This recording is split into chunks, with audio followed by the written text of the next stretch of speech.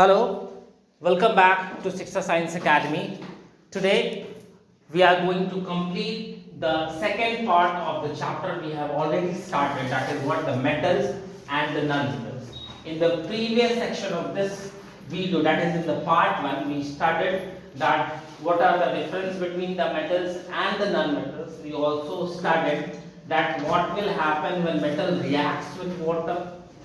According to the reactivity series, we come to the conclusions that with the above reactive elements, metals, it forms hydroxides, and along with the elements, the metals which are present in the midway, they are forming the metal oxides only.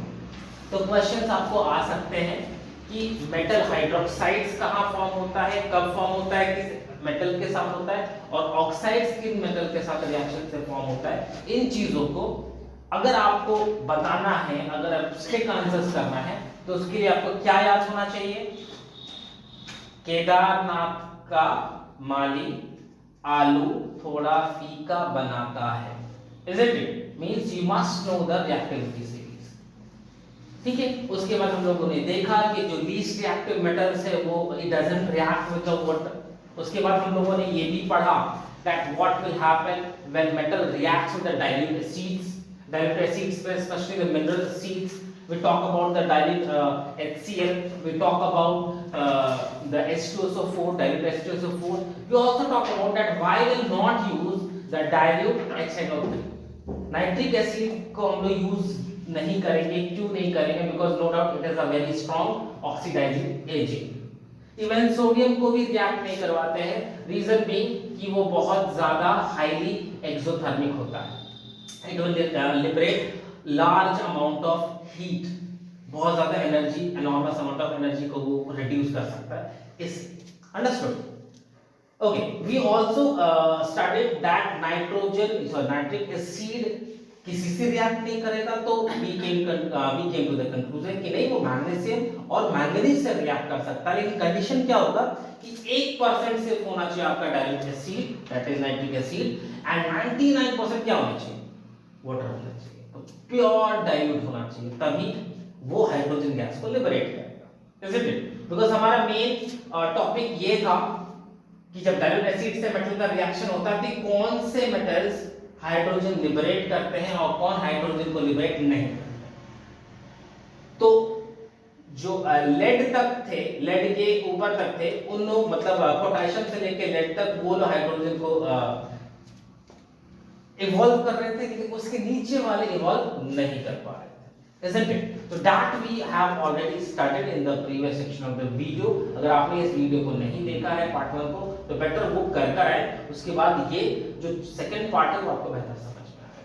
तो चलो आज का topic शुरू करते हैं with the topic and with the question that I'm having, that how do metal react with the solution of other metal salts. other metal salt के साथ अगर हमारा कोई मेटल रिएक्ट करता है तो क्या होने वाला है. क्वेश्चन है लाइकवाइज अगर हमारा आयरन नेम देखा है आपने? Yes, iron name copper sulphate which is a salt के साथ रिएक्ट करेगा तो क्या होगा. या फिर अगर हमारा copper wire, you must have seen that, where sulphate के साथ रिएक्ट करेगा तो क्या होगा. दिख रहा है आपको? देखने से लग रहा है कि ये आयरन नहीं है तो ये Fe है.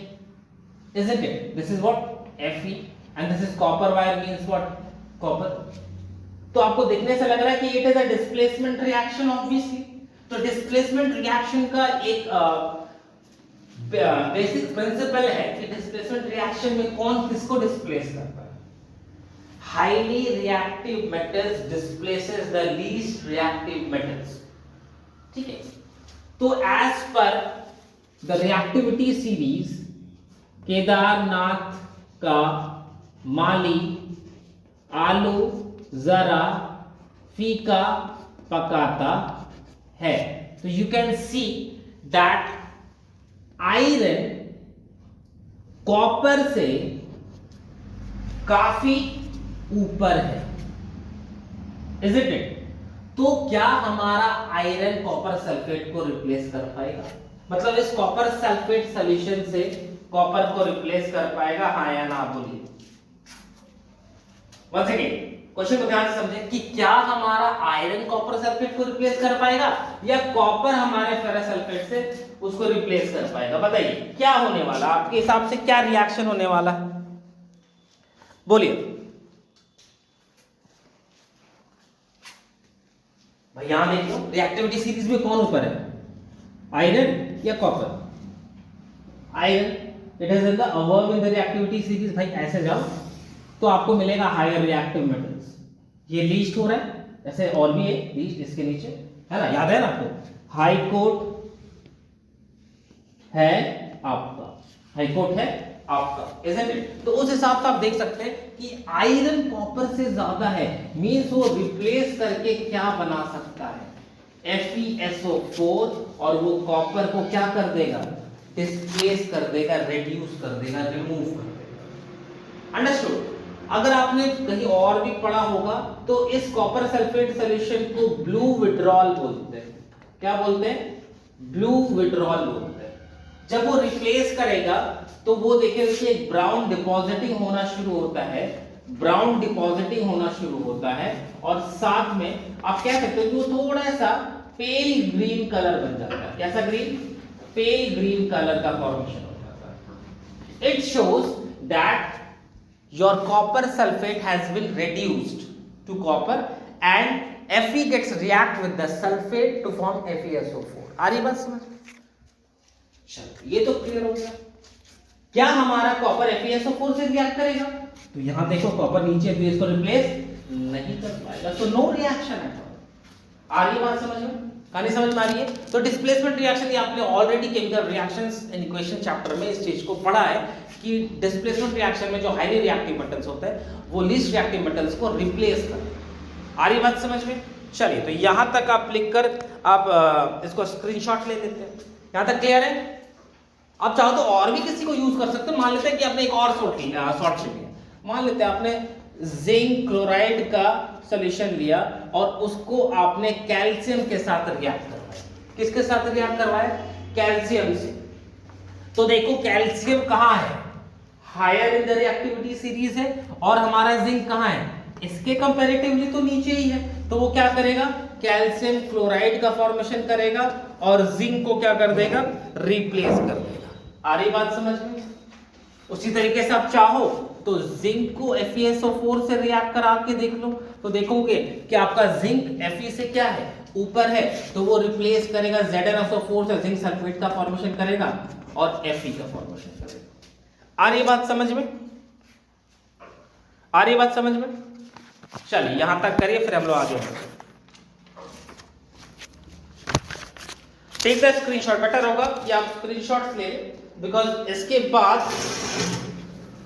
As per the COVID situation की बात करें, अगर as per the COVID situation, no doubt our education minister has already reduced the syllabus.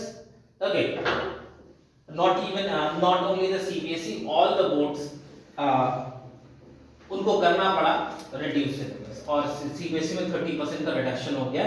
तो उसमें कुछ टॉपिक्स को रिड्यूस कर दिया गया है। उनमें से एक टॉपिक है मेटलर्जी, पूरा का पूरा मेटल एक्सट्रैक्शन का जो आपका पूरा टॉपिक है उसे पूरा का पूरा एक्सक्लूड कर दिया गया।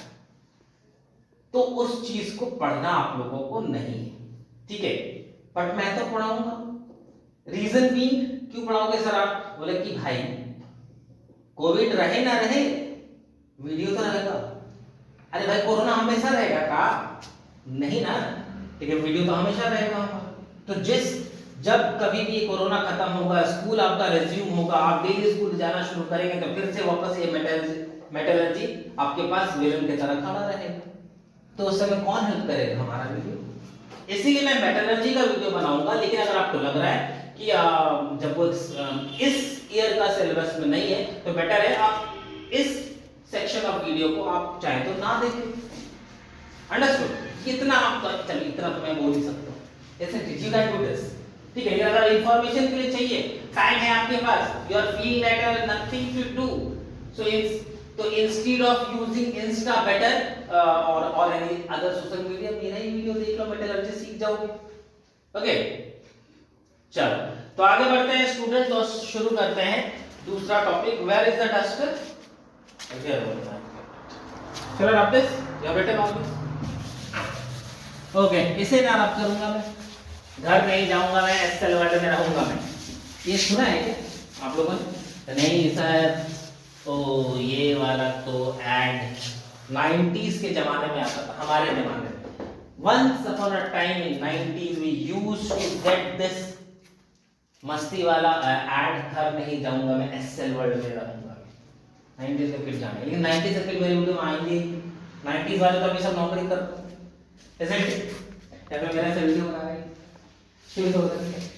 चलो ठीक है, जोक्स अपार्ट, मेटलर्जी एक्चुअली देखा जाए तो ये बहुत इंपॉर्टेंट टॉपिक है और थोड़ा लेंथी टॉपिक भी है, इसको आराम से मेटलर्जी लास्ट टॉपिक है।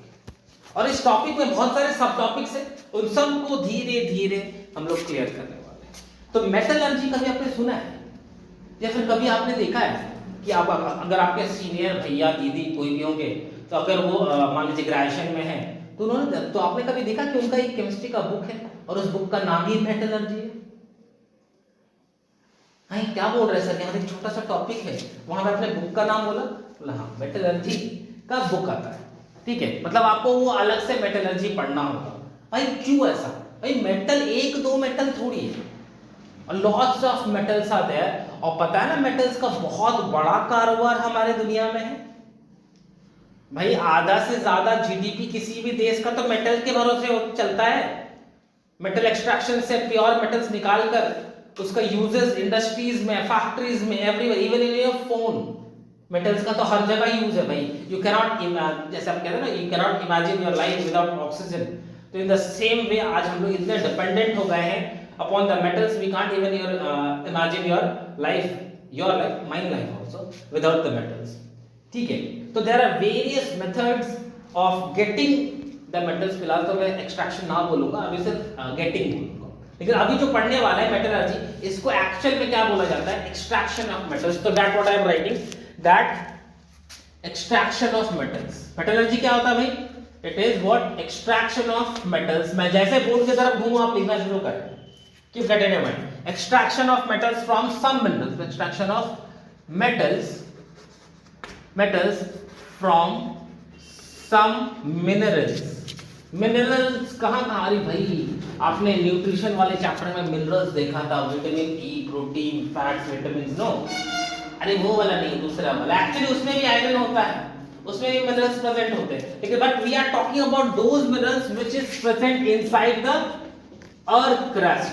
जमीन के पेट पे, नॉट हमारे पेट, जमीन के पेट पे जो अर्थ क्रस्ट पे जो मिनरल्स मिलते हैं, उनसे एक्सट्रैक्ट करके, छीन के निकालने वाले चीजों को हम मेटल एक्सट्रैक्शन बोलते हैं, मेटलर्जी बोलते हैं। और हम निकाल क्या है? Metal, isn't it? सो ये अब ये मिनरल्स हमारे कौन कौन से मेटल्स होंगे? ये मिनरल्स, ये वो कंपाउंड्स होंगे जो कंटेन करेंगे metals along with the impurities। और वो impurities क्या हो सकता है? कुछ भी हो सकता है। सैंड होगा, रॉक होगा, स्टोन्स हो सकते हैं, कुछ भी हो सकता है, पेबल्स हो सकता है, कुछ भी, ग्राइंडेड पार्टिकल्स। ये भी देख लो, कंपाउंड्स। मिनरल क्या हो गया? Compounds containing metals with some impurities, like क्या क्या भाई? सैंड हो गया, स्टोन्स हो गया, रॉक्स एटसेट्रा। बहुत सारे इम्प्योरिटीज, इतने सारे इम्प्योरिटीज हैं कि कुछ इम्प्योरिटीज के बारे में तो हम लोग पता ही नहीं, तो एटसेट्रा में आ जाएगा। क्लियर? तो ये हम लोग क्या करते हैं? एक्सट्रैक्ट करते हैं मिनरल्स, ठीक है। और एक्सट्रैक्ट करके जो हम लोगों को मिलता है, उसको हम लोग ओर्स बोलते हैं। It is called what? Ores, ठीक है, इसको हम लोग बोलेंगे metal ores, it will called what, metal ores. और ये मेटल ओर्स क्या हो जाएगा, मेटल्स ओर्स वो मिनरल्स होंगे, minerals from which metal can be खींच के निकालना, means metal can be extracted as per the human need. और इंसान क्या चाहता है कि कोई भी चीज मुझे आसानी से मिल जाए, सस्ते दाम में मिल जाए। इंसानी फितरत है भाई यही, क्या कि can be extracted cheaply and easily, cheaply and easily. भाई एसएसटी में बहुत सारे पॉइंट लिखते हैं, what are the good source of energy, तो उसके लिए लिखते हो ना, ट्रांसपोर्टेशन इजी होना चाहिए, गुड टू कैरी होना चाहिए, इजी टू हैंडल होना चाहिए, चीप होना चाहिए, इजीली अवेलेबल होना चाहिए, बहुत सारे पॉइंट्स। तो उनमें से यही पॉइंट है। तो और आपको क्लियर हो गया, minerals from which metals can be extracted cheaply and easily. अगर आप उसको सस्ते दाम में आसानी से, ज्यादा खोदे बिना, ज्यादा सर्च किए बिना अगर चीजें मिल जाती हैं तो उसको हम क्या बोलते हैं, ओर्स, ठीक है। तो ये जो ओर्स मिलता है ये अभी भी मेटल नहीं है, नो डाउट उसमें मेटल है, लेकिन उसमें से भी ओर निकालना, मतलब ओर को साइड करना, बिकॉज उस ओर में बहुत सारी इंप्योरिटीज होंगे ना, मैंने लिखा है यहाँ पे, उस मेटल ओर को बाहर निकालने के लिए आपको क्या हटाना पड़ेगा, उसका इंप्योरिटीज। भाई रॉक होगा, सैंड होगा, स्टोन्स होंगे, और भी बहुत सारी इंप्योरिटीज, उनको आप अलग करना चाहें, ठीक है। तो किस बेसिस पे इसको आप अलग कर सकते हो, उन सारे प्रॉपर्टीज को हम लोग आज पढ़ेंगे, ठीक है। तो चलिए तो शुरू करते हैं। स्टेप्स ऑफ, ये लिख दूं क्या, बहुत बहुत बड़ा बोर्ड है मेरा, बहुत बड़ा बोर्ड है, यहां से दिख रहा है क्या, यहां से दिख रहा है, ओके, इधर आ रहा है, इधर और इधर पूरा, बहुत बड़ा बोर्ड है। नो कांग्रेचुलेशन विनोद शर्मा, कोई ठीक, चलो ठीक। Now steps for extraction of metals, steps for extraction of metals, मतलब कैसे आप मेटल्स को एक्सट्रैक्ट करोगे। सबसे पहला जो पॉइंट आने वाला है, वो जो ओर निकलेगा उसको आप पहले जूते तले रौंद दोगे, क्रशिंग ऑफ ओर्स, आप इसे ग्राइंडिंग भी कह सकते हो, मसलना, ताकि वो थोड़े छोटे छोटे फाइन पार्टिकल्स में टूट जाए, ठीक है। तो सबसे पहला पॉइंट आप क्या करोगे, क्रशिंग ऑफ ओर्स या फिर और ग्राइंडिंग। अरे भाई लिख दो, एक ही बात है, इसमें ज्यादा कुछ नहीं, आपको समझ, ग्राइंडर एंड ऑल होता है ना, उसको उससे ग्राइंड कर देंगे, बड़ा बड़ा ग्राइंडर लाएंगे और उससे जितना मेटल्स है, जो मेटल आपको चाहिए उसको क्या करेंगे, पूरी तरीके से ग्राइंड करेंगे। First point, okay. Now the second point is very important, that is the concentration of ores। concentration of ores का मतलब हो गया कि जो भी और आपको ग्राइंड करने के बाद मिला, आप उसको थोड़ा सा प्योर कर लें। मतलब आप कह सकते हैं शुरुआत में जो आप इनिशियल प्यूरिफिकेशन करते हो, उसको हम लोग क्या बोलने वाले हैं, कंसंट्रेशन ऑफ ओर्स। कैसे कैसे किया जाता है, वी विल डू दैट, सब करेंगे, हम सब, ओके। तो फर्स्ट पॉइंट आप क्या करेंगे, ग्राइंडिंग करेंगे ओर्स को। दूसरा आप क्या करेंगे, कंसंट्रेशन ऑफ ओर्स, जो कि इनिशियल प्यूरिफिकेशन होगा। उसके बाद आप कन्वर्शन करोगे, conversion of ores to metal oxides. किसमें कन्वर्ट करोगे, मेटल ऑक्साइड्स में कन्वर्ट कर दोगे। मेटल ऑक्साइड्स में कन्वर्ट होने के बाद, मेटल ऑक्साइड समझ रहे हो, जैसे Al2O3 था, NO2 था, वैसे MgO था, देखते हैं। अब क्या करोगे, जो मेटल ऑक्साइड्स मिला है उससे आप क्या करोगे, रिडक्शन करोगे, रिडक्शन ऑफ मेटल ऑक्साइड। भाई आपको मेटल ऑक्साइड थोड़ी चाहिए, क्या चाहिए, ऑक्साइड से छुटकारा चाहिए, ठीक है। तो क्या लगाऊंगा, हार्पिक, नो उससे छुटकारा। Metal oxide, so reduction of ores, no, reduction of metal oxides, metal oxides, मतलब आप ऑक्साइड से छुटकारा मतलब एक्चुअली में किससे छुटकारा चाहते हैं बताओ तो?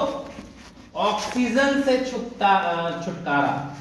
क्या बोल रहा हूं? छुटकारा, ऑक्सीजन मतलब आपको जो चीजें मिलेंगी वो कुछ ऐसा होगा कि मेटल और ऑक्सीजन दोनों अलग हो जाए। ठीक है, तो अब मिलेगा आपको क्या? मेटल। लेकिन ये जो मेटल मिला ना, ये जो मेटल मिला ना, वो कैसा मेटल होगा? इम्प्योर मेटल होगा। गई भैंस पानी में, इतना मेहनत किया और क्या मिला? Impure metal. मतलब अगर आप इस इम्प्योर मेटल को अपने फोन के अंदर डालोगे तो आपका फोन का बहुत सारा फंक्शनिंग क्या हो जाएगा? डिक्रीज हो जाएगा, हीटिंग इफेक्ट बढ़ जाएगा, रेजिस्टेंस बढ़ जाएगा। Oh I am going to physics, वापस आया फिजिक्स में घुस लेता उसके लिए ले सब। तो यहाँ पे इम्प्योर मेटल की वजह से आपका जो फंक्शनिंग होगा, जो भी आप मशीनरी आइटम्स यूज कर रहे हो वो इम्प्रॉपर फंक्शनिंग, मैल फंक्शनिंग कर सकता है। इसीलिए इस इम्प्योर मेटल को हम लोग क्या करेंगे? रिजेक्ट कर देंगे। ऐसा नहीं, हमारे बच्चे अगर खराब हो जाते हैं तो उसको घर से बाहर थोड़ी निकालते, उसको क्या करते हैं? सुधारते हैं, उसको रिफाइन करते हैं, 2 झाप लगा के बाउंस करवा के उठा देते हैं, दिमाग एकदम रिफ्रेश हो जाता है। वैसे ही कुछ तो यहाँ पे फिर से उठाएंगे इस इम्प्योर मेटल को और बोलेगा बच्चे गंगा जल से नहा लो। किससे नहा लो? गंगा जल से नहा लो। मतलब रिफाइनिंग ऑफ मेटल्स करेंगे, रिफाइनिंग ऑफ मेटल्स। रिफाइनिंग को प्यूरिफिकेशन भी बोल सकते हैं। हाँ बोल सकते, नहीं लिखेंगे, किसी का क्या जाता है। बातें समझ में आ गई? बातें समझ में आ गई? तो ये वो स्टेप्स है। सबसे पहले क्या करेंगे हम लोग? क्रशिंग और ग्राइंडिंग ऑफ ओर्स करेंगे। उसके बाद हम लोग कंसंट्रेशन ऑफ ओर्स मतलब इनिशियल प्यूरिफिकेशन करेंगे। जब हम इनिशियल प्यूरिफिकेशन मतलब कंसंट्रेशन ऑफ ओर्स कर लेंगे, उसके बाद उन ओर्स को हम लोग मेटल ऑक्साइड्स में कन्वर्ट करेंगे। ठीक है, मेटल ऑक्साइड्स में कन्वर्ट करना तो आपको आता है, जला दे जिंदा। क्या बोल रहे हो? ना लिविंग थिंग है मेटल, कैसे जिंदा जलाओगे? मतलब जो फॉर्म है उसको जला दे। उसके बाद उस मेटल ऑक्साइड्स को से ऑक्साइड्स को बाहर कर देंगे तो हमको जो मिलेगा वो हमारा इम्प्योर मेटल मिलेगा। और उस इम्प्योर मेटल को भी हम लोग फिर क्या करने वाले हैं? प्यूरिफिकेशन। तो ये वो सारे स्टेप्स है, याद रहेगा स्टेप्स ये सब? भाई आप कहानी की तरह चीजों को समझिए, बहुत ज्यादा ही मजा आएगा। ठीक है, तो ठीक है सर, तो कहानी की तरह थोड़ा और डिटेल में बताइए। जैसे केजीएफ मूवी में कहानी को वहां पे चेयर पे बैठ के पूरा अच्छे से बेहतर तरीके से सुना रहा था, कभी फ्लैशबैक में चल रहा था, इसलिए उसी तरीके से एकदम डिटेल में कहानियां बताने वाले हैं, चीजें आपको क्लियर हो जाए। ठीक है, कंसंट्रेट करो यहाँ पे स्टूडेंट्स। लिख लिया था तुमने? चलो, I guess you all are smart, very smart, less than me. चलो आगे बढ़ते हैं। कभी कभी मियां मिट्ठू बनना चाहिए। कभी कभी क्या बनना चाहिए? मियां मिट्ठू। ये क्या होता है? अरे मियां मिट्ठू का मतलब होता है खुद की तारीफें करना। ओके चलो ठीक है, वी आर स्टार्टिंग मेटलर्जी, वहीं पे कंसंट्रेट करते हैं, otherwise I will get distracted. Metallurgy ये कैसे बन गया? Okay, moving ahead. अब इन्हीं चीज को हम थोड़ा डिटेल में पढ़ेंगे, डिटेल्स ऑफ द स्टेप्स। इतने काफी डिटेल समझ में आ जाएगा। सबसे पहला था क्या? फर्स्ट पॉइंट क्या था? एक्सट्रैक्शन तो हो गया था, क्या किया था? फर्स्ट पॉइंट क्या था? अरे बोलो। फर्स्ट पॉइंट आपका था क्रशिंग ऑफ आयरन। मतलब एप्पल को लिया और क्रश कर दिया, मतलब किसी भी मेटल को लिया और आपने क्या कर दिया? ग्राइंड कर दिया, क्रश कर दिया। और किसी भी चीज से आप क्या कर सकते हो? उसको ग्राइंड कर सकते हो। ठीक है, बेलना लिया, बेल दिया, है ना, ग्राइंडर लिया, ग्राइंड कर दिया, दांत लिया, प्रीमोलस मोलस दांत चबा दी। आप लोहा को चबाओगे तो दांत आपका ग्राइंड हो जाएगा, लेकिन लोहा ग्राइंड नहीं होगा। Isn't it? तो सोच समझ के किसी भी चीज को ग्राइंड करने के लिए क्या चाहिए? जिस चीज को ग्राइंड कर रहे हो उससे काफी टाइम ज्यादा वो क्या होना चाहिए, हार्ड होना चाहिए, तभी तो ग्राइंड कर पाएगा, है ना। अरे भाई जैसे मुर्गा का आप हड्डी चबा आराम से चबा लेते हो, और जैसे ही अगर आपको मीट मिलता है अगर आपको गोट का, ठीक है, दैट वी कॉल इट खस्सी इसे तो आपका दांत ग्राइंड होते होते बच जाता है। Okay, I hate bones but I love मांस। चलो ठीक है, no offence for the vegetarians. चलो ठीक है, क्रशिंग ऑफ ओर हो गया। दूसरा पॉइंट क्या था भाई, भूल गए लगता है हम। कॉन्सेंट्रेशन ऑफ ओर मतलब पहला प्यूरिफिकेशन, कॉन्सेंट्रेशन ऑफ ओर मतलब फर्स्ट प्यूरिफिकेशन, पहला प्यूरिफिकेशन हम लोग अब पढ़ने वाले हैं, फर्स्ट प्यूरिफिकेशन। तो जो पहला प्यूरिफिकेशन है उसमें जो सबसे पहला पॉइंट आता है वो होता है gravity separation. First is what, gravity separation. मतलब ये वो सेपरेशन है जो भगवान, धरती माता हमको हेल्प करती है करने में। करना क्या है, आप एक ऐसा वेज लोगे, आप एक ऐसा वेज लोगे जिस पे आपको हिल्स एंड वैलीज बने हो। क्या बने हो, हिल्स वैलीज बने हो, और यहां पे एक डिपॉजिटर बना हो। ओके, आप ऐसा सिस्टम बना दो, क्लियर। अब इसके बाद यहां से आप जो ओर को, ओर प्लस इंप्यूरिटी रहता है, आपको इस इंप्यूरिटी से क्या चाहिए, छुटकारा चाहिए। ठीक, आपको ये ध्यान में रखना है कि आप उन ओर्स को और उन इंप्यूरिटीज को यूज कीजिएगा जो जिसमें से एक का डेंसिटी ज्यादा हो और एक का डेंसिटी क्या हो, कम हो। should have different densities, should have different density। अगर अलग अलग दोनों का डेंसिटीज होगा तो कुछ चीजें तो होंगी, उन चीजों को देखते हैं। मान लेते हैं कि आपने इसको यहां से आपने एक छोटा मोटा नल लगाया, ठीक है, नल का डायग्राम हम बहुत बढ़िया बनाते हैं, वेरी टैलेंटेड है, वर्सेटाइल इन नेचर, ठीक है। पानी गिराया और साथ में यहां से आपने ओर और इंप्यूरिटीज को दोनों को एक साथ मिक्स कर दिया।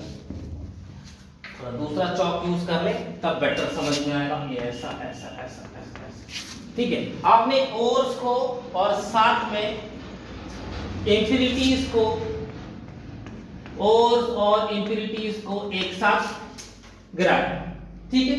तो सबसे पहला तो आपका जिसका सबसे ज्यादा फ्लूइडिटी रहता है वो कौन होता है, पानी, वो इधर आना शुरू होगा, फर्स्ट वाटर आएगा। उसके बाद आपका जो ओर्स है वो आना होता है। मान लेते हैं कि मैंने यहां पे ऐसा माना कि इसका डेंसिटी ज्यादा है, इसका डेंसिटी कम है, इंप्यूरिटी का डेंसिटी क्या है, कम है। इसको ऊपर वाला साइड दे देता तो बेटर होगा, चीजें समझ में आ जाएंगी आपको। क्लियर है? Okay, moving ahead. आपने देखा कि यहां से मान लेते इसका डेंसिटी ज्यादा है, तो इन वैलीज पे आपका ओर्स क्या हो जाएगा, कलेक्ट हो जाएगा। मान रहे हैं इस बात को? हाँ, बिकॉज वो क्या हैवी हो गया।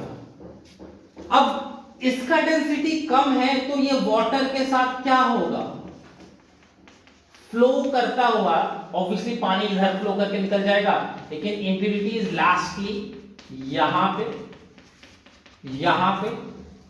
आके डिपॉजिट होना शुरू हो जाएगा। तो यहां पे जो डिपॉजिट हो रहा है वो क्या होगा, इंप्यूरिटीज होगा, और यहां जो डिपॉजिटेशन होगा वो क्या हो जाएगा, ओर्स का डिपॉजिशन हो जाएगा। मान रहे इस बात को? तो क्या आप कह सकते हैं कि ये ग्रेविटी से। Okay, moving ahead, we'll start the magnetic separation. Magnetic separation मैंने आपको बताया कि एक ओर और इंप्यूरिटी, इन दोनों में से एक मैग्नेटिक मटेरियल होना चाहिए और एक नॉन मैग्नेटिक मटेरियल होना चाहिए, ठीक है। ये दिमाग में रखना है कि एक मैग्नेटिक मटेरियल और एक नॉन मैग्नेटिक मटेरियल होता है, वो आप पे डिपेंड करता है आप किसको लेकर चल रहे हो, ठीक है, उस हिसाब से आप खुद देख सकते हैं। लेकिन यहाँ पे मैंने इस एग्जांपल में जो लिया है वो ओर्स को मैग्नेटिक मटेरियल लिया, जैसे आयरन प्रोडक्ट होता है मेटल, ठीक है, और इंप्यूरिटी स्टोन एंड ऑल। तो आप एक काम करोगे, यहां से ओर्स को यहां से ड्रॉप करा, ठीक है। जैसे ही ये ड्रॉप होगा, यहां पे आपको एक कन्वेयर बेल्ट लगाना है। क्या लगाना है? कन्वेयर बेल्ट लगाना है, ठीक है।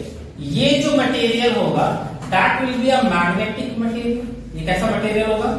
मैग्नेटिक मटेरियल होना चाहिए। It should be a magnetic material. ये जो होना चाहिए that should be a non magnetic material. Generally ये वीजी होना चाहिए, इसका मूवमेंट इस डायरेक्शन पे हो, दोनों का मतलब the conveyor belt is moving in this direction, ठीक है। एक मैग्नेटिक मटेरियल होना चाहिए और ये नॉन मैग्नेटिक मटेरियल होना चाहिए, क्लियर? या फिर कहो अब ये एक मैग्नेटिक व्हील होना चाहिए, सिर्फ ये वाला, ना कि ये वाला, ओके। और मूवमेंट आपका इधर है। अब इसमें से मान लो जो ड्रॉप्स आए वो ये वाले ओर्स होंगे, जो मैग्नेटिक मटेरियल्स होंगे, तो वो इस मैग्नेटिक व्हील को छोड़ने की कोशिश नहीं करेंगे, लेकिन यहां पे आने की वजह से वेट नीचे काम करना शुरू करेगा as compare to the magnetic material, because ये इसको यहां पे छोड़ के जा रहा था। यहाँ पे मैग्नेटिक फोर्स ऑफ अट्रैक्शन कम हो जाएगा। अगर यहाँ पे मैग्नेटिक फोर्स ऑफ अट्रैक्शन कम हो जाएगा तो ये यहाँ पे ड्रॉप होना शुरू हो जाएगा, ठीक है। और यहाँ पे इनका एक हीट जमा होना शुरू होगा। किसका? ये मैग्नेटिक मटेरियल्स का, मतलब किसका? ओर्स का जमावड़ा यहां पे शुरू होगा। और दूसरा आपका जो इंप्यूरिटीज होंगे, ऑब्वियसली उनका force of attraction material magnetic material से नहीं होगा, इसीलिए वो सीधा सीधा क्या कर जाएंगे? ड्रॉप कर जाएंगे और यहां पे वो अपना हीट बना लेंगे। In this way you can easily separate out the impurities as well as the ores, ठीक है। इस प्रोसेस को हम लोग मैग्नेटिक सेपरेशन बोलते हैं। This is what your conveyor belt, ये आपका कन्वेयर बेल्ट होगा। आई बात समझ में? मैग्नेटिक सेपरेशन तो शायद आपने पहले भी देखा होगा, इज इट? चलिए, तो ये दूसरा मेथड।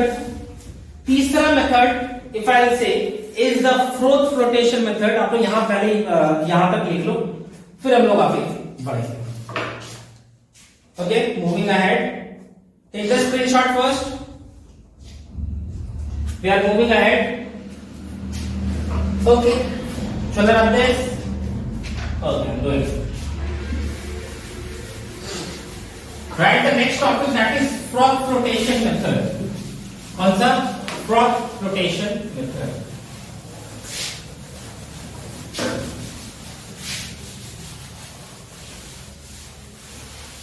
Froth flotation method. वो सेकंड था, ये आपका है Froth flotation method. Froth flotation method में ठीक वैसे ही करना है जैसा आप लोग कभी लस्सी बनाए पिए हो ना, बनाए तो नहीं होगी, वैसा ही कुछ करना। आपको लेना क्या है कि एक जो पोर होगा और जो इंप्यूरिटी होगा, जो आपका ओर होगा और एक जो इंप्यूरिटी होगा, उनमें से एक हमारा ऑयल होना चाहिए, एक हमारा ऑयल होना चाहिए और एक हमारा वाटर होना चाहिए। ये दिमाग में रखिए। जो हमारा ऑयल होगा that will be hydrophobic in nature, जो पानी से डरे। आ रही बात समझ में? और अगला जो होगा, जो इंप्यूरिटी होगा, वो हाइड्रोफिलिक, मतलब वाटर को प्यार करने वाला होगा, वाटर के तरफ अट्रैक्टिव नेचर शो करेगा। एक वाटर रेपेलेंट होगा, एक हमारा वाटर अट्रैक्टिव होगा। आ रही बात समझ में? तो इनको करना क्या है कि इनको आपको एक ग्लास टम्बलर, एक बीकर लेना है। उस बीकर पे आपको वाटर लेना है, साथ में ऑयल लेना है। क्या लेना है? Oil plus water. मान लेते हैं कि ये ऑयल से, आपको पता है कि ऑयल का डेंसिटी क्या होता है, कम होता है as compare to that of water, तो वो it will float over the surface of water because of its less density. Okay, चलो ठीक है। आपने रखा क्या, ऑयल और वाटर, मतलब आपने रखा क्या, or plus impurity. Is that clear? Now moving ahead, what you are supposed to do, यहां से एक इसको रोटेट करने के लिए, इसको एगिटेट, रोटेट नहीं सॉरी, एगिटेट करने के लिए यहां से एयर सप्लाई प्रोवाइड कराओगे, जिसके प्रेशर की वजह से ये रोटेट करना शुरू करेगा और ये एगिटेट होगा। एगिटेट होगा तो ऑयल और वाटर एक दूसरे पे मिक्स करने की कोशिश करेगा, होगा तो नहीं, because the density of oil is very less than that of water. तो क्या करेगा, अगर आप किसी को जबरदस्ती क्लोज लाने की कोशिश करते हैं तो वो चीजें तो वो क्या करता है, और आपसे दूर चला जाता है। तो ये क्या करेगा कि ऑयल बहुत गुस्सा हो जाएगा। ऑयल जब गुस्सा हो जाएगा बहुत ज्यादा, तो वो क्या करेगा, ऑयल अपना फ्रॉथ बना लेगा। क्या बना लेगा, झाग बना लेगा, ठीक है, झाग बना लेगा। इस तरीके से ऑयल ब्लू कलर का था ना, मैंने ये येलोइश कर दिया ताकि आपको झाग दिख सके। वो इस तरीके से अपना झाग बनाती है। फ्रॉग का मतलब क्या होगा, झाग, समझते हो ना, ये झाग का फंक्शन होगा। और नीचे क्या हो जाएगा, वाटर हो जाएगा, ठीक है, क्योंकि हमारा जो इम्प्यूरिटीज रहेगा वो नीचे क्या करेगा, सेटल डाउन करेगा एज अ प्रेसिपिटेट। तो ये हो जाएगा हमारा इम्प्यूरिटीज और ऊपर हमारा क्या रह जाएगा, ओर्स। तो ये भी एक प्रोसेस है फ्लोटेशन मेथड, जिससे आप ऑयल को जिसमें आप ओर को इम्प्यूरिटीज से क्या कर सकते हैं, अलग कर सकते हैं। Is that clear? यहां तक चीजें क्लियर हो गई, ठीक है। तो इसमें कैसे मेटल्स को आप अलग कर सकते हो, तो नेम है कुछ जैसे आपका लेड सल्फाइड ओर हो गया, lead sulphide ore, zinc sulphide ore, zinc sulphide ore, मतलब ZnS एंड PbS, इन सब को आप क्या कर सकते हो, एक्सट्रैक्ट कर सकते हो फ्रॉम देयर ओर्स। आ रही बात समझ में, आया ना, बोलो, आ रही बात समझ में? Okay, moving ahead. स्पेस तो है मेरे पास, हम फोर्थ वाला लिख सकते हैं। तो यहां पे लिखो क्या, फोर्थ वाला है हमारा chemical method. This is what, a chemical method. इसे मैं ड्रॉ नहीं करने वाला हूं, एक्सप्लेन ही करूंगा। इसको लीचिंग भी बोलते हैं, टीचिंग नहीं, लीचिंग। इसमें कुछ स्टेप्स होते हैं, स्टेप वाइज, और ये चीजें कंफ्यूज करने वाली होती है, इसलिए मैं इसको अच्छे तरीके से बता देता हूं क्या होता है। केमिकल मेथड्स में क्या होता है कि आप जो ओर्स और इम्प्यूरिटीज को सेपरेट करने की कोशिश करते हैं, उनको सेपरेट करने के लिए आपको उनको कैरेक्टरिस्टिक को इस तरीके से डिटरमाइन करना है कि जो डिजायर्ड ओर्स हो आपका वो सॉल्युबल हो, that should be water soluble. दूसरा, जो इम्प्यूरिटीज हो वो इनसॉल्युबल हो, और आपको पता है कि जो इनसॉल्युबल होता है वो प्रेसिपिटेट बनाने का काम करता है। जो सॉल्युबल होगा, ट्रू सॉल्यूशन बनाने के बाद वो क्या करेगा, it will pass out through any permeable membrane, किसी भी permeable membrane से वो क्या कर सकता है, पास ऑन कर सकता है, ठीक है। आई बात समझ में? तो ये लीचिंग मेथड है। सबसे पहले आपको क्या करना है कि आपको इस ओर्स और इम्प्यूरिटीज को एक साथ वाटर सॉल्यूशन में मिक्स करना है। वाटर सॉल्यूशन पे मिक्स करने के बाद आपको उन दोनों को क्या करना है, आप देखोगे कि फिल्टर पेपर यूज करें, तो जो सॉल्युबल हो गया, जो सॉल्यूशन बना लिया, ट्रू सॉल्यूशन बना लिया, वो ऑब्वियसली फिल्टर पेपर से क्या कर जाएगा, पास ऑन कर जाएगा। लेकिन जो हमारे इम्प्यूरिटीज रह जाएंगे, जो बड़े इम्प्यूरिटीज हैं, जो इनसॉल्युबल इन नेचर है, वो क्या करेंगे, फिल्टर के ऊपर फंस जाए और आप उसको एक्सट्रैक्ट कर सकते, ठीक है। और जो सॉल्युबल है वो उसको आप यूज कर सकते हो फॉर योर पर्पसेस। आ रही बात समझ में? तो ये था हमारा केमिकल मेथड और लीचिंग। ठीक है, जनरली इसको हम लोग यूज किया जाता है इसके लिए एल्युमिनियम के एक्सट्रैक्शन के लिए। It is used for the extraction of what, aluminium. ठीक है, चलिए now moving ahead, we are heading towards the next point. ये था हमारा अभी तक का कंसेंट्रेशन ऑफ ओर्स। अब हम लोग क्या करेंगे कि जो ओर्स का कंसेंट्रेशन हो गया, इनिशियल प्यूरिफिकेशन हो गया, उसके बाद उसको हम किसमें कन्वर्ट कर सके, मेटल ऑक्साइड्स। तो वो लिखने की कोशिश करेंगे। यहां तक स्क्रीनशॉट्स ले लीजिए आप लोग। ठीक है, written, moving ahead, I'm wrapping it. Write the next topic, conversion of ores, conversion of ores, conversion of ores to metal oxides, conversion of ores to metal oxides, to metal oxides, metal oxides में convert करना।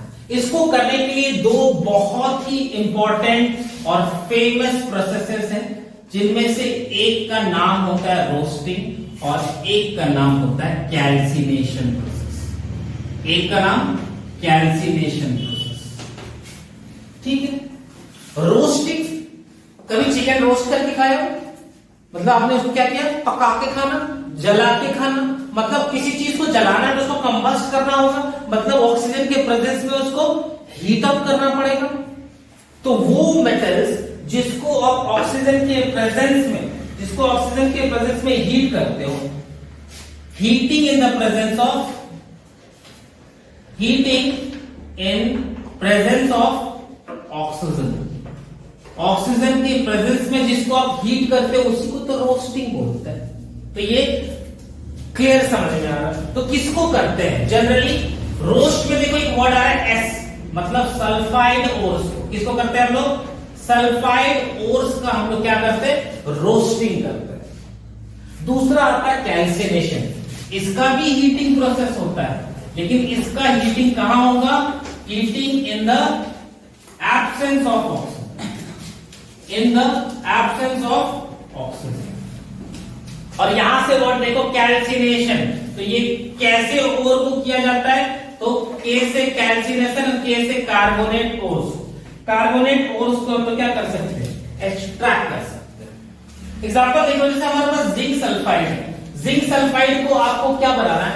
आपको ये metal oxide बनाना है, मतलब convert किसमें करना है? आपको जिंक ऑक्साइड में कन्वर्ट करना है।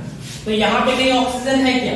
देखो यहाँ पे कहीं ऑक्सीजन है क्या? नहीं है। तो अब इसको ऑक्सीजन से कंबाइन करवाना पड़ेगा, उसके बाद ही नहीं करोगे, बिकॉज यहाँ पे आपको बनाना क्या था? जिंक ऑक्साइड, तभी तो मेटल ऑक्साइड बनेगा। तो यहाँ पे जिंक सल्फाइड में कहीं ऑक्सीजन था ही नहीं, इसलिए आप ऑक्सीजन को ऐड कर देंगे, हीट कर देंगे, तो बिकम जिंक ऑक्साइड। आ रही बात समझ में? अब जैसे आपको कैल्शियम ऑक्साइड बनाना है कैल्शियम कार्बोनेट से, कैल्शियम कार्बोनेट से कैल्शियम ऑक्साइड बनाना है, तो यहाँ पे ऑक्सीजन होना चाहिए। क्या यहाँ पे ऑक्सीजन है? हाँ है। तो आपको क्या ऑक्सीजन ऐड करने की जरूरत है? नहीं है। तो आप इसको डायरेक्ट क्या करोगे? हीट करोगे। When you heat in the absence of oxygen, तो क्या मिलने वाला है भाई? कैल्शियम ऑक्साइड मिलने वाला है। आ रही बात समझ में? आ रही बात समझ में? चलो, तो ये दो प्रोसेस है, रोस्टिंग और कैल्सिनेशन। बहुत इंपॉर्टेंट प्रोसेस होता है स्टूडेंट्स, आपको ये एग्जाम में जरूर आता है, सीबीएसई बोर्ड के एग्जाम में, इसलिए इन दो चीजों को तो बेहतर तरीके से याद रखना है। समझिए ना बेटा, रोस्टिंग वर्ड, रोज जलाना in the presence of oxygen, calcination in the absence of oxygen. Roasting S आता है, उसमें एस में मतलब सल्फाइड हो, जिंक सल्फाइड हो गया, लीड सल्फाइड हो गया। देख लो, लीड सल्फाइड पीबीएस, पीबीएस को ऑक्सीजन से रिएक्ट करोगे in the presence of heat, तो क्या बनेगा? लीड आयोडाइड बनेगा, लीड ऑक्साइड को होगा, बोल लीड ऑक्साइड का फॉर्मेशन करेगा। ठीक है। और कैल्सिनेशन में क्या होगा कि कैल्शियम कार्बोनेट में देखो कि ऑक्सीजन का प्रेजेंस पहले से है, इसलिए इसमें एडिशन ऑफ ऑक्सीजन का जरूरत नहीं पड़ेगा।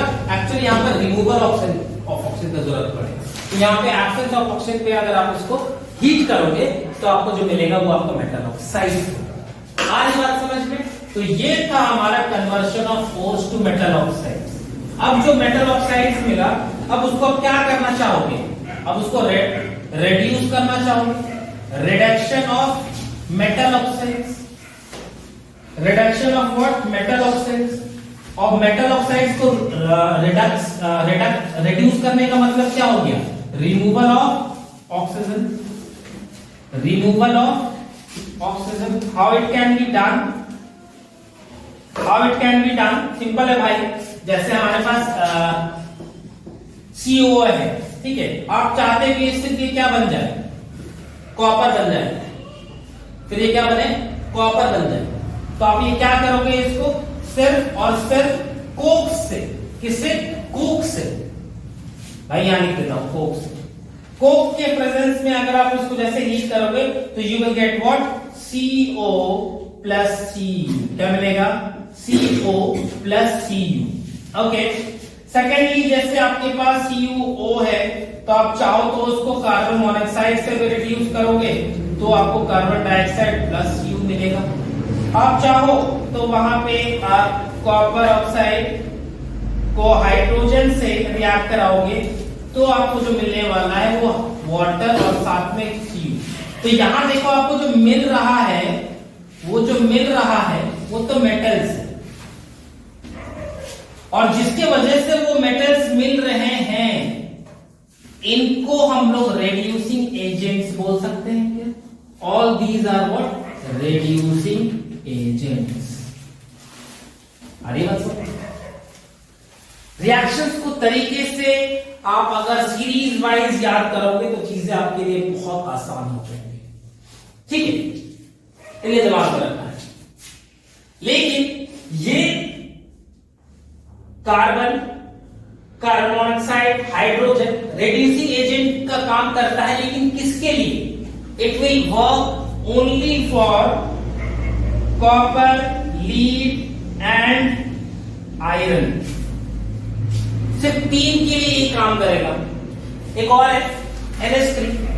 अमोनिया से भी आप इसको रिड्यूस करा सकते हो, लेकिन क्या मेटल 3 ही है? नहीं, और भी है, तो उनके साथ ये काम नहीं करेगा। भाई देख लो, जैसे हमारा सिल्वर है, जैसे हमारा कौन है? सिल्वर है ना? सिल्वर और मरकरी है, तो इसका भी तो ऑक्साइड होगा ना? सिल्वर ऑक्साइड होगा भाई, AgO होगा, मरकरी ऑक्साइड होगा, HgO होगा। तो AgO को रिड्यूस करने के लिए आपको कुछ नहीं करना होगा, हीट कर दो, क्या मिल जाएगा? Ag मिल जाएगा। जैसे हमारा HgO है, उसको भी कुछ नहीं करना है, और आप क्या करोगे? सिर्फ हीट कर दोगे तो आपको Hg मिल जाएगा, साथ में half O2 plus half O2 का फॉर्मेशन हो जाएगा। रीजन भी कि ये बहुत कम स्टेबल होते हैं, they are very what? Less stable. ये बहुत कम ही स्टेबल होते हैं। लेकिन अभी भी अगर हम लोग रिएक्टिविटी सीरीज में देखें तो हम लोग सभी की बातें नहीं कर पाए। अगर देखा जाए तो हम लोग अभी किसका बात नहीं कर पाए? तो अभी हम लोग ऊपर के जितने भी हायर रिएक्टिव मेटल्स है उनकी बात नहीं कर पाए, ठीक है? जैसे हमारा पोटेशियम का, सोडियम का, कैल्शियम का, मैग्नीशियम का और एल्युमिनियम का, इन सब का एक्सट्रैक्शन नहीं कर पाए हैं, इन सब का रिमूवल ऑफ ऑक्सीजन नहीं कर पाए हैं, तो इनका भी तो करना होगा। तो इनके रिमूवल के लिए हमको इन सारे प्रोसेस से हेल्प नहीं होगी, रिजल्ट नहीं मिलने वाला है। मतलब उंगली टेढ़ी करनी पड़ती, जब सीधी उंगली से घी ना निकले तो उंगली क्या करनी पड़ती है? टेढ़ी करनी पड़ती है। तो हम लोग यहाँ पे उंगली टेढ़ा नहीं करेंगे, बिकॉज जिसको हम लोग सीधा करने वाले हैं वो तो मेटल से हमसे ज्यादा हार्ड होता है, तो हम लोग उसके लिए थोड़ा सा बुद्धि अपनाएंगे, और वो जो बुद्धि होगी उसको बोलते हैं इलेक्ट्रोलाइसिस का प्रोसेस। पढ़ा हम लोग को इलेक्ट्रोलाइसिस का प्रोसेस। तो उस इलेक्ट्रोलाइसिस के प्रोसेस से हम लोग क्या करेंगे? एक्सट्रैक्शन ऑफ मेटल्स करेंगे, ठीक है? रब करो इसे, उसके बाद थोड़ा सा बात कर लेते हैं इन सब महारथियों के बारे में। चल हम रबिंग पोटेशियम ऑक्साइड के साथ क्या बना रहा है? K2O बना रहा है, मेटल ऑक्साइड हो जाता है, एल्युमिनियम का Al2O3 एल्युमिनियम ऑक्साइड बना रहा है ना? चलो, तो जैसे हमारा K2O है, हमारा Al2O3 है, इनके लिए हम लोग जो प्रोसेस यूज करने वाले होंगे वो क्या हो जाएगा, इलेक्ट्रोलाइसिस का प्रोसेस यूज होगा। याद रहेंगे, ठीक है, याद रखें। तो कौन कौन से ऐसे मेटल्स हैं जिनके लिए इलेक्ट्रोलाइसिस का प्रोसेस यूज होगा, तो उनके लिए हम एक नाम क्या, हम कुछ लिस्ट बना रहे हैं, जो है हमारा lithium, sodium, calcium, magnesium,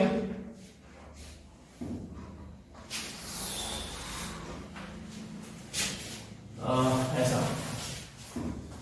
lithium, potassium, barium, Sr, strontium, calcium, sodium, magnesium and aluminium. इसको याद करने का तरीका, लिख बासर का ना मगल, क्या, लिख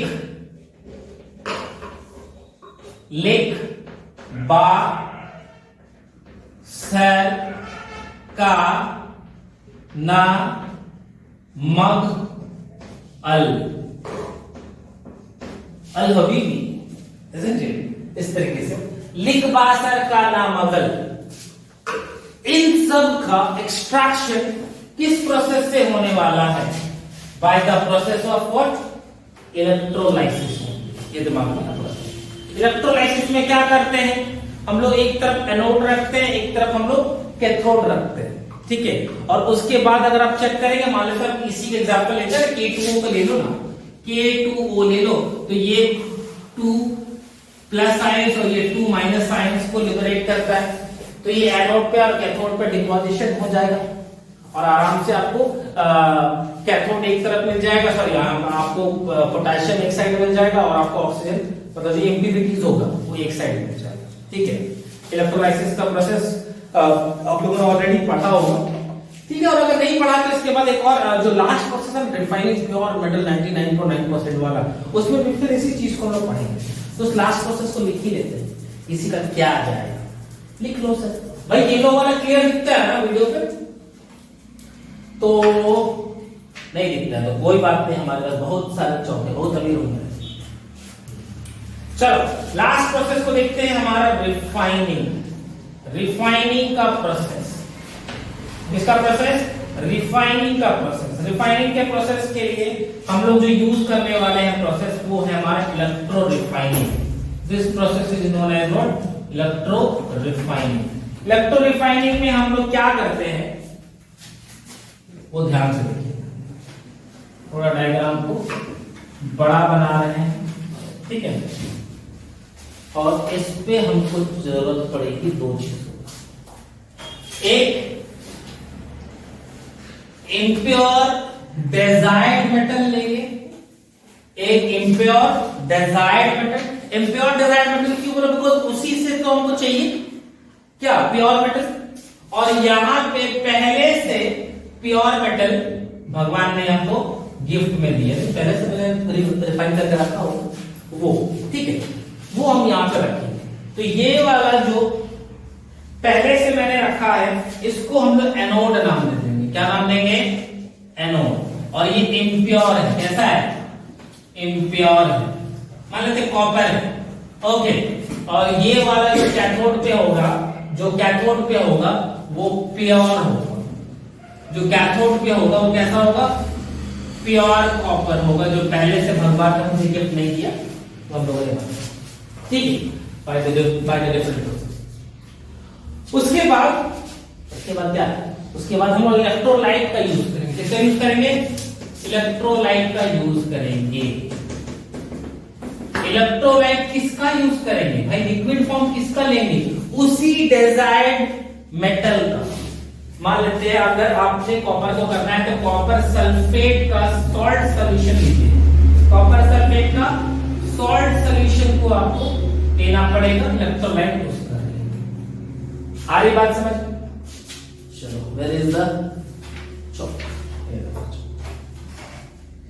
उसके बाद इसको कनेक्ट कर देंगे बैटरी से। ऊपर दिख रहा है क्या, देखो तो, ये पॉजिटिव टर्मिनल, ये negative terminal. As the switch is on, जैसे स्विच ऑन होगा फिर उसके बाद कुछ चीजें ऐसी होंगी कि एनोड पे आपका, उससे पहले आप ये जानो, आपने पाव भाजी खाई है क्या? दिल्ली एनसीआर गए हो, नाम सुना है दिल्ली एनसीआर। तो ये पी पाव भाजी, तो ये हो जाएगा पॉजिटिव एनोड ऑक्साइड, ये जानना, ये याद रखना। नेगेटिव कैथोड रिडक्शन, ये आपको याद रखना। कहने का मतलब है कि एनोड पे क्या होने वाला है, इम्प्योर वाले पोजीशन पे, उस टावर पे एनोड पे क्या होगा, जो आपका प्योर कॉपर, सॉरी इम्प्योर, जो इम्प्योर है वो क्या करेगा, धीरे धीरे वो Cu2 प्लस आयंस बनाएगा। कब? जब 2 इलेक्ट्रॉन्स को लूज करेगा। तो ये जो 2 इलेक्ट्रॉन्स रहेगा वो यहां पे रहेगा, और ये जो Cu2 प्लस बना वो यहां पे आ जाएगा। हर बार वो क्या करेगा, 2 इलेक्ट्रॉन को छोड़ेगा, कॉपर का क्लोजिंग पास किया है, वो क्या करेगा, 2 इलेक्ट्रॉन को छोड़ेगा, लेकिन ये एनोड है तो ये क्या करेगा, नेगेटिव को अट्रैक्ट करता है, तो ये यही रह जाएगा 2 इलेक्ट्रॉन, और Cu2 प्लस क्या हो जाएगा, धीरे धीरे टूटना शुरू करेगा इसमें, ठीक है। और ये 2e इलेक्ट्रॉन क्या होगा, ये धीरे धीरे चढ़ता हुआ ये 2 इलेक्ट्रॉन ये इधर आ जाएगा। तो यहां पे डिपोजिशन किसका होना शुरू हो जाएगा, यहां पे Cu2 प्लस पहले से है, और यहां पे फिर से क्या पहुंच गया, 2e इलेक्ट्रॉन, और ये दोनों मिलकर क्या बना जाएगा, आ रही बात समझ में? नहीं भाई, यहां पे देख लो कि इस एनोड पे, सॉरी कैथोड पे क्या हो रहा है, कैथोड पे क्या हो रहा है, कैथोड पे Cu2 प्लस है, प्लस आपने 2 इलेक्ट्रॉन दिया, तो वो क्या बन जाएगा, what it will be, copper deposit, और वो कैसा होगा, प्योर फॉर्म, 99.9 कीटाणु मार दिया, प्योर चकाचक। समझ में आया क्या हो रहा है यहां पे इस प्रोसेस में, what you are able to see, you are able to see here that ये आपका इम्प्योर एनोड था, ये कॉपर का ही एनोड था, ये आपका प्योर कॉपर का मेटल था, दोनों तरफ कॉपर मेटल, एक तरफ इम्प्योर और प्योर, ये चीज आप लिख लेंगे, इम्प्योर एंड प्योर। उसके बाद आपने इसको जैसे ही करंट सप्लाई करा तो डिसोसिएशन ऑफ इलेक्ट्रॉन्स होगा, इलेक्ट्रॉन्स टूटना शुरू होगा, कहां से, प्योर मेटल और इम्प्योर मेटल से इलेक्ट्रॉन डिसोसिएट होना शुरू होगा, 2 इलेक्ट्रॉन्स बाहर नहीं निकलेगा, द रीजन बीइंग ये इसको पकड़ा रहेगा एनोड, एनोड का property with the positive charges को, sorry negative charge, you can't go my property, I will take it, इसको पकड़ के रखेगा, और वो क्या करेगा, बोले हम पकड़ेगा, लेकिन हुआ क्या कि यहाँ पे नेगेटिव चार्ज इसको क्या कर लेगा, अट्रैक्ट कर लेगा, और 2 इलेक्ट्रॉन वो उधर जाना शुरू करेगा। किसका जा रहा है 2 इलेक्ट्रॉन, ये कॉपर का जा रहा है, तो ये कॉपर का इलेक्ट्रॉन वो धीरे धीरे क्या होगा, उधर जाके डिपॉजिट होना शुरू होगा, येलो मतलब कैथोड की तरफ, और वो धीरे धीरे क्या होते जाएगा, वो धीरे धीरे क्या होते जाएगा, वो धीरे धीरे कैथोड को बढ़ाना है और कॉपर बढ़ जाना है, वो धीरे धीरे क्या बन जाएगा, मोटा कॉपर बन जाएगा, हल की तरह मोटा बन जाएगा, और ये एंटमैन की तरह, वो एंटमैन की तरह पतला हो जाएगा। उसके बाद ये जब इसका जो चूरा बचेगा, ब्लू चूरा है ना, तो जो इम्प्योर है, वो जो ब्लू चूरा बचेगा वो नीचे डिपॉजिट होना शुरू होगा। इस डिपॉजिशन का नाम हम लोग बोलते हैं एनोड मड। क्या बन जाएगा ये, एनोड मड। एक दो आई बात समझ में? तो ये था आपका प्रोसेस ऑफ इलेक्ट्रो रिफाइनिंग, और ये था आपका metallurgy. So that's it for today. इस चैप्टर पे आपको इतना ही पढ़ना है। इससे ज्यादा आपको कुछ नहीं पढ़ना है। So I hope you have enjoyed this video. We'll meet you in the next video of mighty physics और chemistry. I don't know अभी हम लोगों ने डिसाइड ही नहीं किया, लेकिन most probably ये केमिस्ट्री का एक और क्लास 9 का वीडियो बनाऊंगा। Thank you. That's it. Thank you.